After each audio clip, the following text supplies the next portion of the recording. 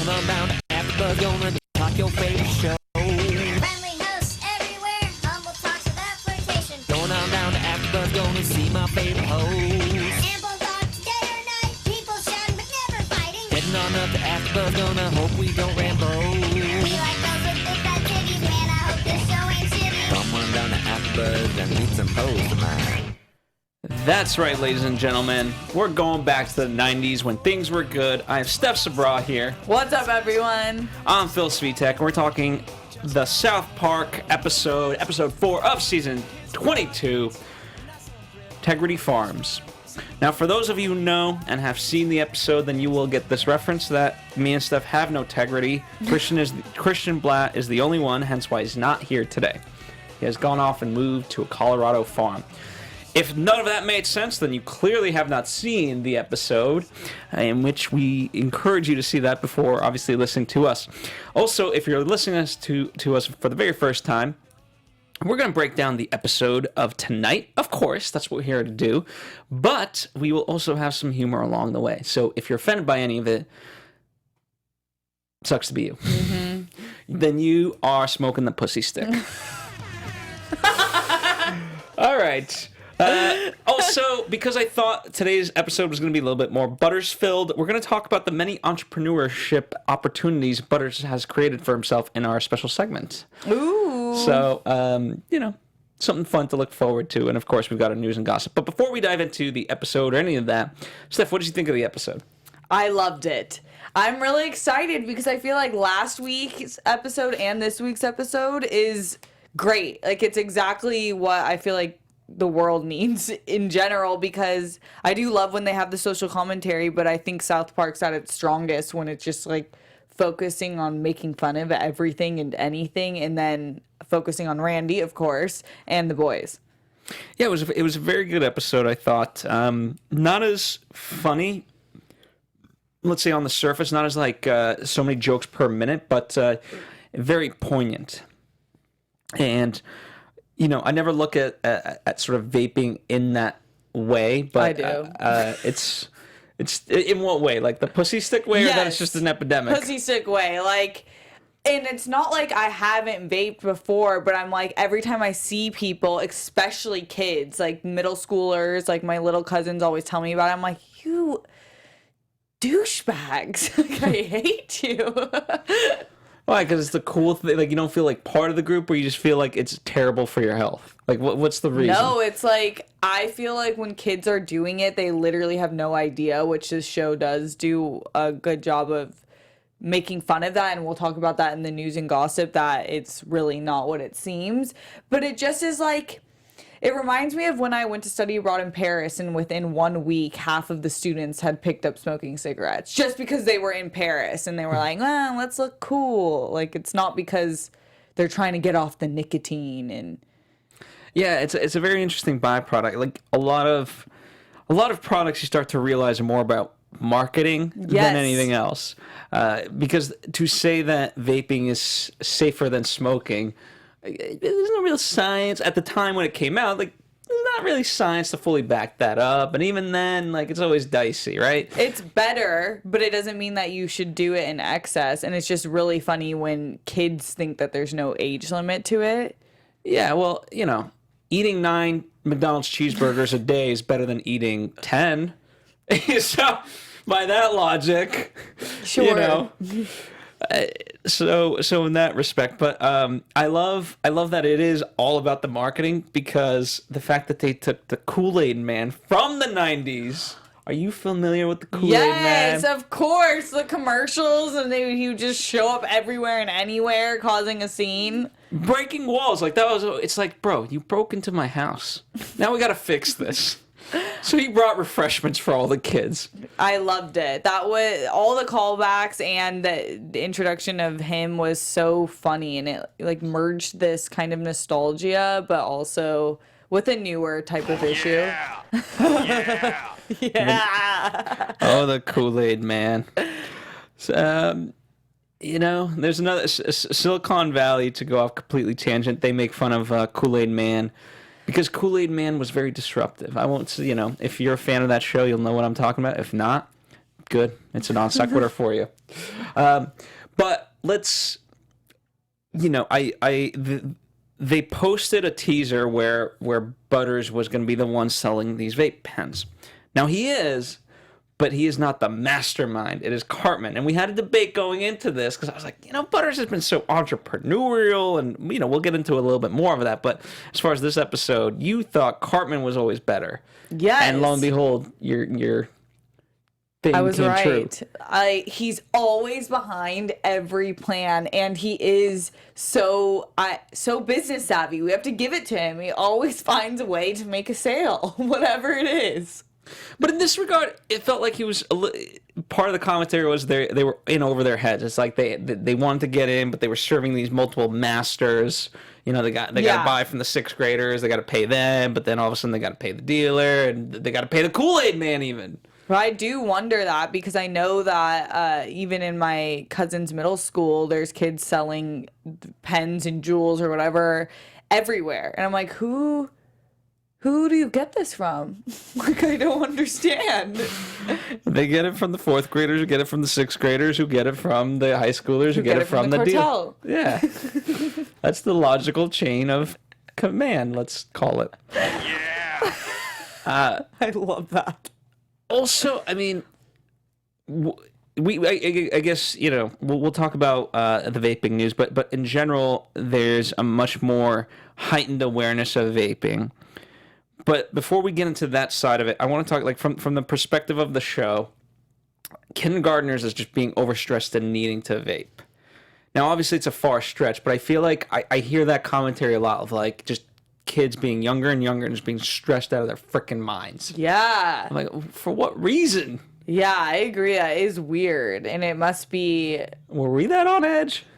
I don't know. It reminds me of the show Recess, the preschoolers, how they're like the psychos. Like, it reminds me kind of that, but I don't know. I think kids are getting more stressed in general. It is stressful times, but it's weird. Like, I was never like that.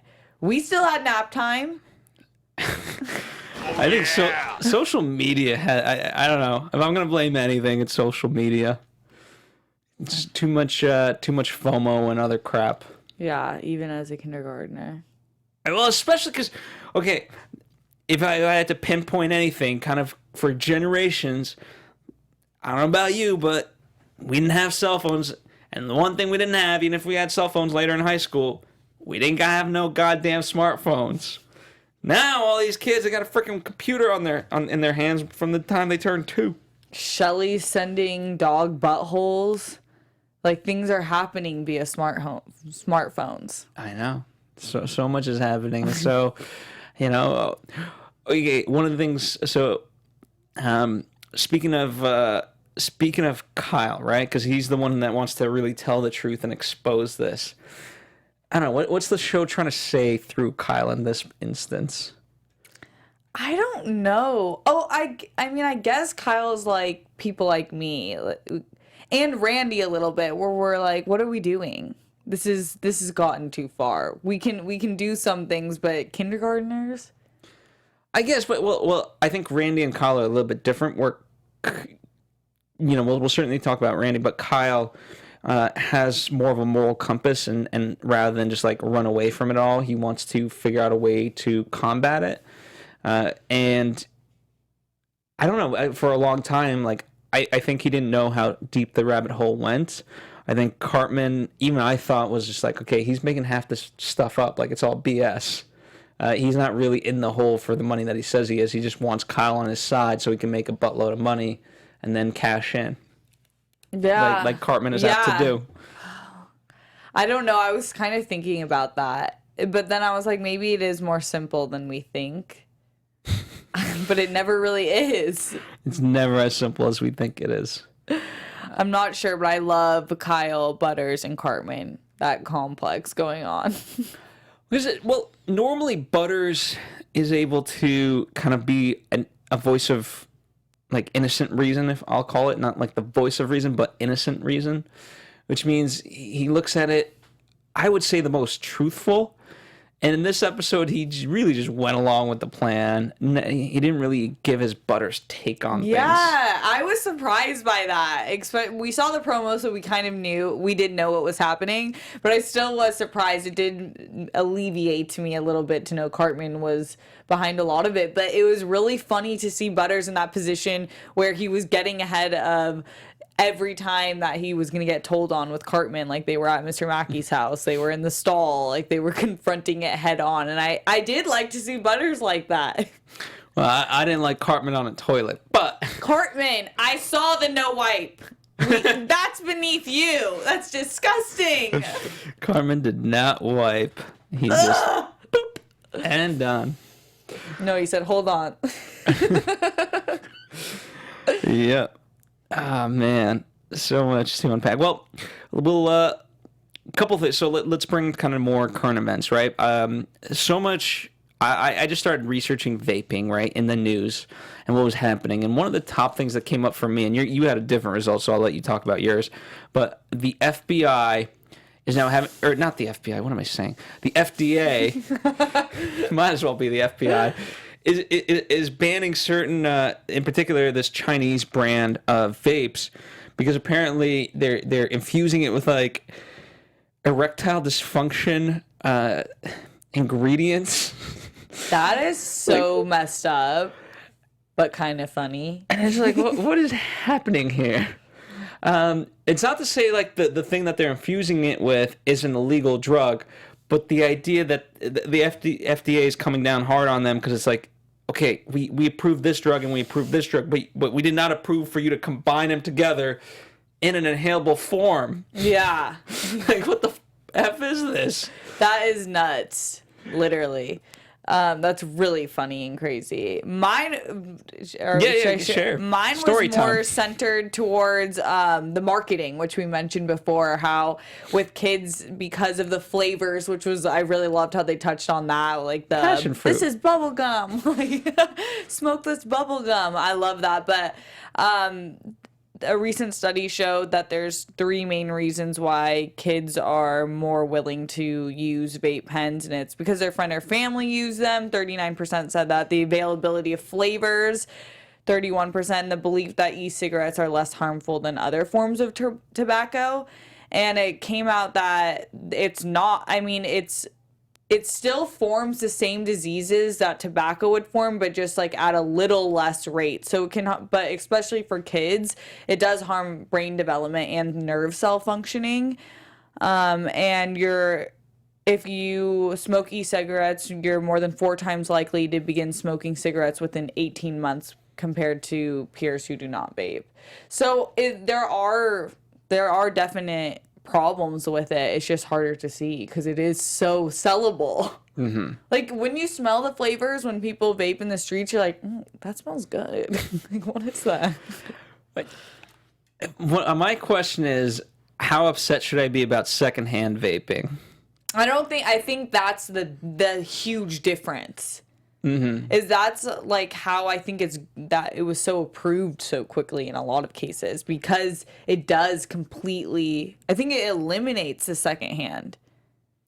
Well, I've maybe. I mean, I think we need a little bit more research. Yeah, I'm not a scientist. Do not quote me on that. But I think even scientists need a little bit more research. You know, like, I mean, at the end of the day, I feel like we're all kind of half stupid, right? I don't think it took a genius to figure out that putting essentially smoke can kill you, right? Like, go inside a burning building and see if you could survive. If the answer is no, then okay, I probably shouldn't be like putting that actively in your mouth. You know what I'm saying? Yeah. That's just my view of the world. That's some half stupid logic. I can either disagree or agree with it. I don't know. So as far as secondhand vaping, I don't know. But it's interesting. It's definitely one of those newer things that were the test subjects. We'll just have to see what happens. Yep. But Randy, what he wants to do is return to the good old days with good old-fashioned weed and no pussy sticks. I love Randy, and I think for those of you who watch us, we're called South Park Weekly. We're here pretty much weekly. At this point, I feel sorry for you if you hate Randy, because all we do is like praise Randy Gas as him up. our Jesus. He is, we've said this before, and it is so true, one of the greatest characters of all time in any show history. And tonight was a classic Randy episode, like full attire, full really horrible accent that went in and out, just persona. And then I love the way they write for Randy, because he's like, we've been working on this farm for 4 days. Yeah, and I'll be damned if I let them take it out from me. But I love the sentiment. I mean, I think the show did a really good job of having some commentary as far as he's just fed up and like, okay, this is. I love the recap. We've dealt with school shootings, we've dealt with Mr. Hankey and a boy fondling priest and all that, but this is where we draw the line. Where at dog butt jokes. I love how they brought that up, and so you get a little bit of the callback, and just having Towley in it too. It was such a good episode, but perfect job for Towley. Perfect. He's like, that's some good. Yeah, that was a good call, but not too much of Towley, but just the right amount. But I will say, also speaking of which, kind of the whole setup to this, I love the persistent joke of starting on the school with school shootings. Because that's what this. Oh, and I was like, you noticed that instantly. Well, because I thought, wait, are we watching last week's episode? Because last week they got me with the school. I'm like, wait, is this episode 1? And I'm like, you got me. And then they got me again today. Same. So they can continue this whole through line for the rest of the scene. They got me. I'll just keep saying that. I know. I do like the little intertwining of the story, but moving in a completely different direction. Indeed. Well, speaking of moving, so Randy moves and he starts Tegridy Farms, which at a certain point, even Towley understood, like, I have Tegrity. Yeah. So it's their way of saying integrity. And when everyone sells out to the corporations and so forth, Randy basically calls them that they don't have any, right? I don't know, like, obviously there's a commentary being made there about just kind of returning to good old ways, but part of that is that it's just so absurd that is it actually correct? Should we just go live on farms? And by the way, if you're going to live on a farm, the fact that he's just growing weed of all things as opposed to things you can actually eat, like carrots and such. I know, it was interesting commentary because the guy selling vapes was saying, if you don't move with the progress, you're going to get left behind. And that's just an interesting twist, and it's ironic because you're talking about, going back to farms in the simple ways, but then again, weed legislation is considered progressive, and that's in like just normal herb form as well. So it's like all society is so biased in everything that we do and say. Yeah, we like this. We like to stay with the status quo until it changes, and then the status quo changes, and then we're like, the only status quo thing we do is that we want, quote unquote, the status quo. Yeah. But there is no such thing. No. We're like, think that there's these set rules, but there's not. No. I mean, hundreds of years ago, the world was flat. Now, it ain't. Go figure. Times they are a-changing, Bobby. His sort of adherence to everything was just hemp, right? Hemp shirts, hemp milk, and even that, like, the whole you can kind of look at any sort of, like, for example, quinoa was being discussed in the news, how it's the superfood. But the fact that we're overeating quinoa or whatever, like, you're not supposed to eat it yearly. You're supposed to eat it when it's in season, enjoy it, and have it kind of be part of your diet every now and then. But to, like, make your diet quinoa is also just going too extreme. And Randy's the most extreme. He is the definition of extreme. Yeah, so you can't make up for one thing by going the opposite way. There has to be a balance, and I think that's what the show in general, but in tonight's episode, is also kind of saying, is that there's got to be a balance. Yeah, but the hemp did juice him up. Like, he went into the vape shop, out for blood. Including, I love the hat.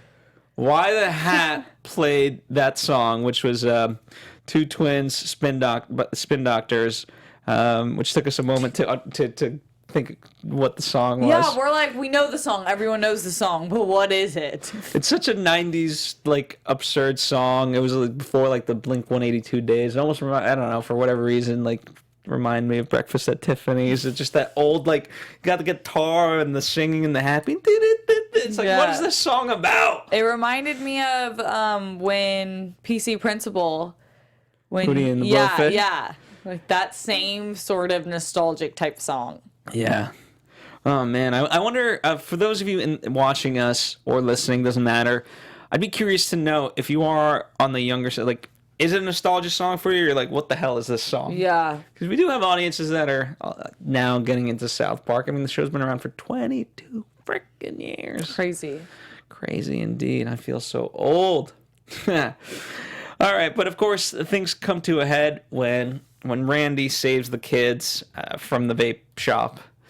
Kyle confesses to Mr. Marsh. They were surprised. I love how Kyle's reaction of like, Mr. Marsh? Yeah. It's like, I'm telling an adult. It's like, good. All right. And then we just go back to having Tegrity, thanks to good old Tegrity weed. But the blow up scene was so cool. I love when they do that with all, and especially now when it was like all the vape flavors and it was like this colorful explosion. Yep. I loved it. And That was we a nice touch. looked up Ronan Farrow, which we heard a few times Cartman threatening to call. If you guys didn't know, he was the journalist that kind of broke the story on the Harvey Weinstein investigation and the accusations against him. So it's so funny when they throw in these specific like things, names, people, and then you have to find out And I didn't fully understand what the Cartman, connection. yeah, what Cartman was actually threatening him with. Like, oh, like, what is he going to tell? Like, somehow that Kyle is integrated in this illegal operation of To children. Yeah. I'm not quite sure there. So if you guys have any suggestions, let us know. Like I said, I have no integrity, so therefore I can't have any thoughts anymore. I've lost all integrity. Any other stray observations before we move forward into our various other topics, aka news and our special segment with Butters? Oh no, that was, I mean, we covered it, and I covered most of my Favorite news lines? and favorite lines. The fact that Randy kept calling it a pussy stick. Oh yeah, that was just so good. just hilarious.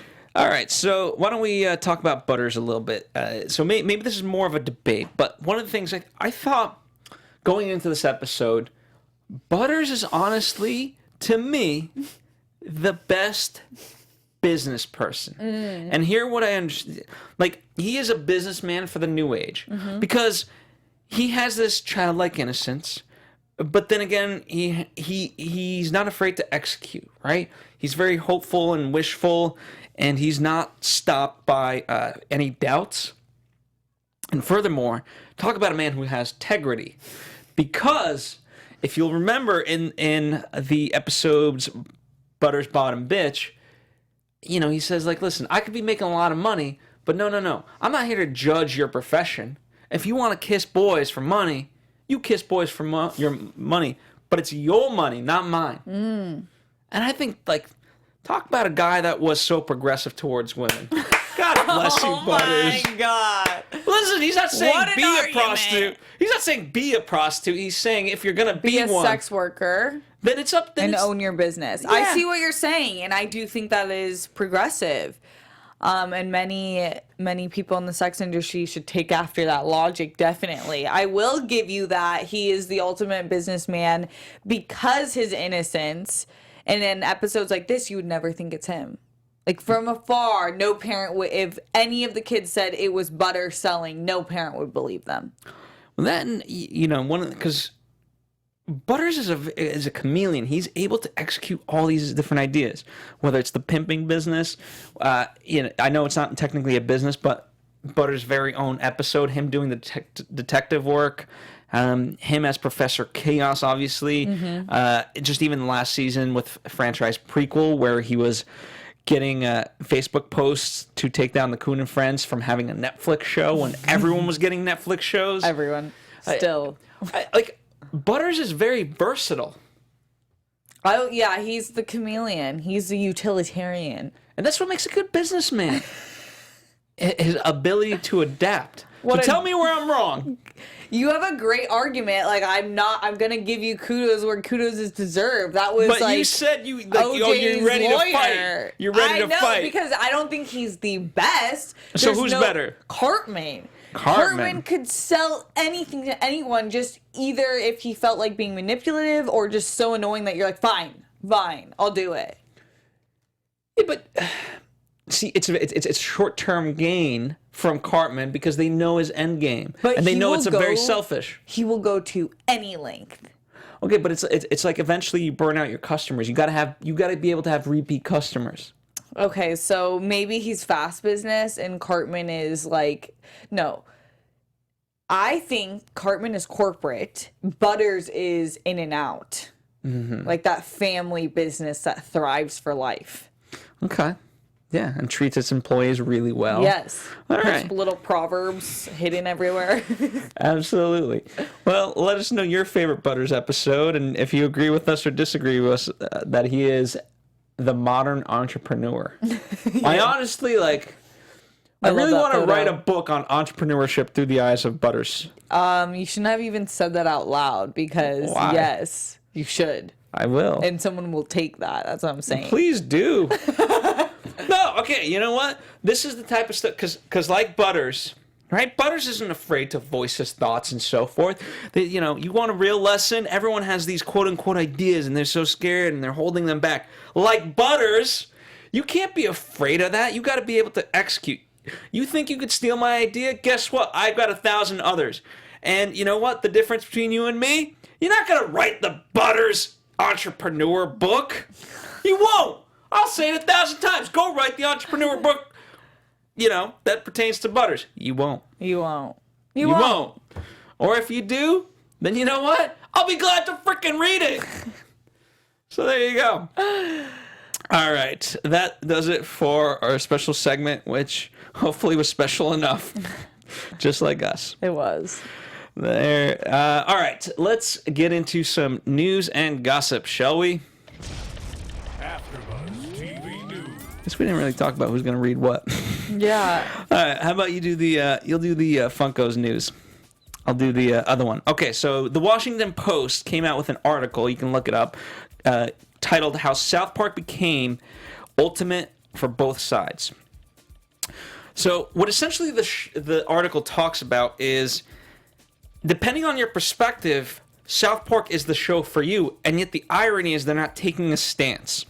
So let me read you some select quotes. Again, I encourage you to read the full article, but somehow it, meaning the show, has become a Rorschach test for one's worldviews. To wit, the duo has received an award from loudly leftist organization People for the American Way, but their show is also a favorite of the right-wing Reddit forum _Donald, and it's been blamed for the rise of the alt-right and its accompanying white supremacists. So the fact that both sides are kind of claiming the show as their own and their staple of this is what South Park's saying, this is what makes America great and all that is just funny. Yeah. Here's a quote. It's a quote within a quote. Talk about Inception. I think it's pretty clear in South Park and some of the other things from Parker and Stone that they really dislike people who are trying to tell other people how to live their lives. Jonathan Gray, a media and cultural studies professor at the University of Wisconsin at Madison, told the Washington Post. It's why they attack political parties. Now, here's an interesting point that the article makes. Some argue that by not picking a side, the show creates false equivalencies that become trolling as opposed to making a well-intentioned point. Take the episode Osama bin Laden Has Farty Pants from the show's 5th season, in which Kyle meets his Afghan counterpart, named in true South Park fashion, Afghan Kyle. The two find themselves debating whose country is better. From our Kyle, you really think your civilization is better than ours? You people play games by killing animals and oppress women, Kyle says. Afghan Kyle says, it's better than a civilization that spends its time watching millionaires walk down the red carpet. So, That's good. Stan says, he's got us there, dude. He does. And the The article rounds off, maybe the show's satire, maybe it's trolling, maybe it's just a perfect example of Poe's Law, the theory that parody is essentially impossible to achieve in the internet age because no viewpoint or statement can be so extreme that everyone will know it's a joke. I don't even know what that means. No. I don't even know what that means. No. But it means something. Indeed. You have much more. Yeah. All right, and some Funko news. From NYU News. Mm-hmm. So this article was basically saying that it was commenting on the Cancel South Park marketing campaign from them, and that their theory, and this is probably true, that it's meant to mock organizations that have boycotted watching the show because of its insensitive humor. And a notable quote from them is, while some might jump to call this episode tasteless or disrespectful, no one can argue that South Park is even after 22 seasons still tackling the topics that most other satirical shows keep on their blacklist. While school shootings are an extremely hot topic in the US, popular satirical shows like Saturday Night Live or even web-based productions like College Humor still won't touch the topic. They'll talk about rape, corruption, and class issues, claiming that they're covering controversial subjects and breaking barriers regardless of the backlash, but they're not. They're picking and choosing. In effect, these shows are defining what issues can be humorously interrogated and what issues cannot be. This limits the freedom of the media and the self-awareness of the people watching. In contrast, South Park doesn't just break down barriers, it ignores them completely. Just like us. True. They've been trying to cancel the South Park after show for weeks now, and you know what? It's not happening. Oh yeah. The other news, I forgot. I thought for some reason I lumped the two together, so apologies there. But if you're looking for your favorite characters on in the Funko Pops thing, I'm not really familiar with it. I've seen so many of these, and I just do not understand the appeal. But you can find your favorite South Park characters in Funko Pop things. And Cool. Tony, you like this crap. Tony. Hello. Oh, I mean, What is the appeal of this Funko crap? they're just collectibles, of your favorite, your favorite TV stars or characters from films or directors. They really just make a Funko Pop about anything nowadays. They're just collectibles. I don't really get the appeal. They're things they want to make money off you from. Is that what you're telling me? Pretty much. I mean, I haven't bought any, but the ones I do have been given to me. So, All right. yeah. See, Nice. this I'm is not like a Funko maniac. this is like Beanie Babies all over again. I don't understand this crap. This I'm is not But getting more into expensive. Yeah, the- Yeah, they are, for sure. And the fact that just going off on a real quick tangent. The fact that if anyone got me a Funko gift, and apologies to you viewers, but I don't really care if you actually like this crap. But if anyone got me one of these gifts, even if it's South Park, and you're like, oh, but you love South Park, I'd be like, give me the frickin' DVD or something so I can watch. Like, what the hell am I gonna do with this? Yeah, we live in apartments. We don't have room for this. Who has? I know people with hundreds of these. Who the fuck has room for this shit? Who the fuck wants this shit? Talk about canceling the South Park after show. Cancel us! I'm done. Any final thoughts as we wrap up? That's our news and gossip for South Park, by the way. No, I'm excited for the season. I'm getting fired up. I'm into this new old but new direction. Yeah, so I'm excited to see what'll happen now that Randy's on. I wonder if they're gonna comment on it in any sort of way or just move on. No, it's Jack and Crack Week! Oh yes! So special announcement: we will be Jack and Cracking starting from tonight all the way to next week. We will be wearing our witch costumes. You better wear your witch Well, we have costumes. 2 weeks of Jack and Crack.